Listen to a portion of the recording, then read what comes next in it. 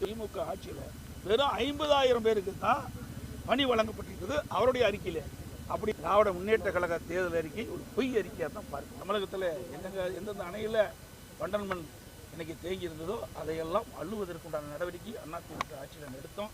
ஆனால் ஆட்சி மாற்றத்துக்கு பிறகு இதுவரைக்கும் அந்த அணை தூர்வாருவதாக எனக்கு கிடைத்த தகவல்படி இல்லை என்று தான் நம்ம பார்க்கிறோம். கடன் வாங்குவதாக தகவல் கிடைக்கிறது. ஆக இவ்வளவு கடன் வாங்க வேண்டிய அவசியம் இன்றைக்கு வருவாய் அதிகரிச்சிருக்குது.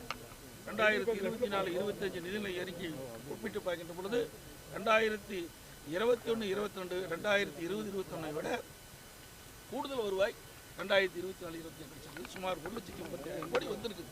அப்படி வருவாய் அதிகரித்திருக்குது, கடனும் வாங்குறாங்க, புதிய திட்டமும் இல்லை.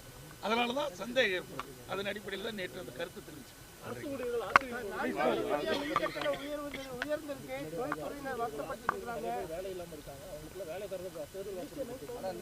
அதாவது திராவிட முன்னேற்ற கழக தேர்தல் அறிக்கையில் திராவிட முன்னேற்ற கழகம் ஆட்சிக்கு வந்தால் அரசு பணியிடங்கள் 4 லட்சம் காலியாக இருக்கின்றது, அதை நிரப்பப்படும் என்று அந்த அரசு ஊழியர்களை ஏமாற்றி இளைஞர்களை ஏமாற்றி வாக்களை பெறுவதற்காக அந்த அறிவிப்பை கொடுத்தாங்க.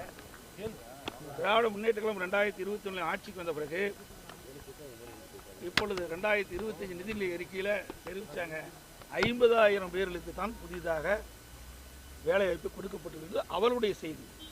ஆக 4 லட்சம் காலி பணிகளை இதுவரை நிரப்பவில்லை. அவள் கொடுக்கப்பட்ட வாக்குறுதியை நிறைவேற்றவில்லை.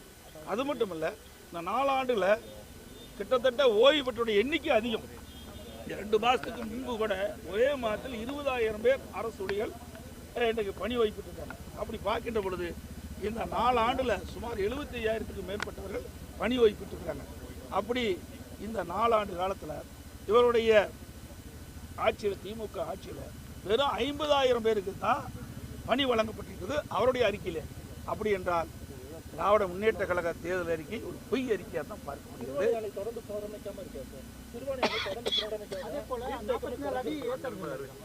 அதிமுக ஆட்சி இருக்கின்ற போது நீண்ட காலமாக தூர் வாரப்படாமல் இருந்த அணைகள் எல்லாம் தூர் வாரத்துக்கு நடவடிக்கை. ஏன் மேட்டூர் அணையை சுமார் 83 ஆண்டு காலம் தூர் வாராது, மிகப்பெரிய அணை.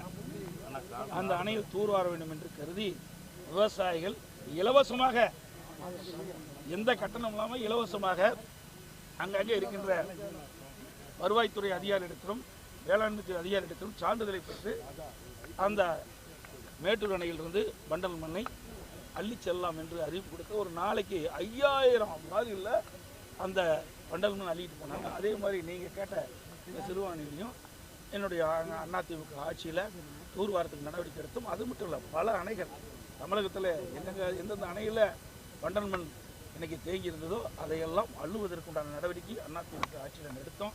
ஆனால் ஆட்சி மாற்றத்துக்கு பிறகு இதுவரைக்கும் அந்த அணை தூர்வாருவதாக எனக்கு கிடைத்த தகவல்படி இல்லை என்று தான் நம்ம பார்க்கிறோம். முடக்குவாதம், மூலம் உள்ளிட்ட நோய்களுக்கு சிறப்பு சிகிச்சை பெற ஸ்ரீவித்யா சித்தா மற்றும் வர்மா மருத்துவமனை, அரியலூர்.